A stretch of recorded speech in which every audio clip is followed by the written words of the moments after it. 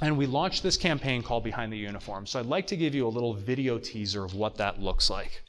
I took my revolver out, I put it in my mouth, I prayed, I said, God, forgive me for what I'm about to do.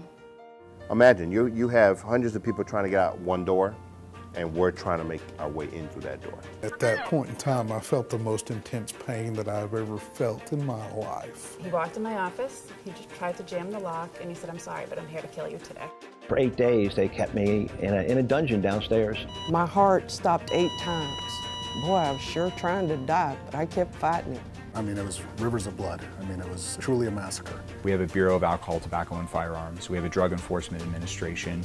We have a Department of Homeland Security. Where's our counter-human trafficking agency? I called out for help, and all my brothers were coming to help me. I've always wanted to be an officer. Nothing's going to stop me. It's so hard to explain to folks who haven't served what families go through.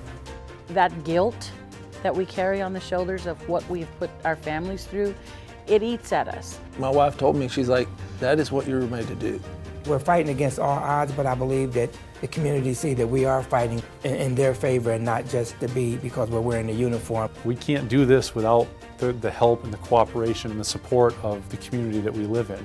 The police need the support and cooperation of the community in order to be able to do our jobs effectively. One of the guys that we interviewed, this guy named Ken Krause. Now, Ken is a crusty old vet. I love Ken to death. So Ken was the first Marine Guard hostage in the Iran crisis. Now, this was the prelude to the Iran crisis that everybody here knows about and heard about. Ken was taken hostage. He was tortured in a dungeon in Iran for 7 days. He was sentenced to die. He was being brought up to be executed when the Swedish Red Cross came in at the last minute and pulled him out. They had negotiated his release. Now, I'm going to share this with you because I think a lot of you will appreciate this. Ken once said to me, now, Ken, after he got out and he recovered, he became a police officer. He retired from Atlanta PD after, I believe, 23 years. And Ken just got a book deal, and he's experiencing some of those demons now as he writes his story. And Ken said to me, you know, I spent a lot of time in Facebook jail, Kyle. I said, I know you do, Ken. Ken puts up a lot of real aggressive conservative content. You want to know the last piece that got my boy Ken thrown in Facebook jail? It was a meme. It was a picture of a helicopter.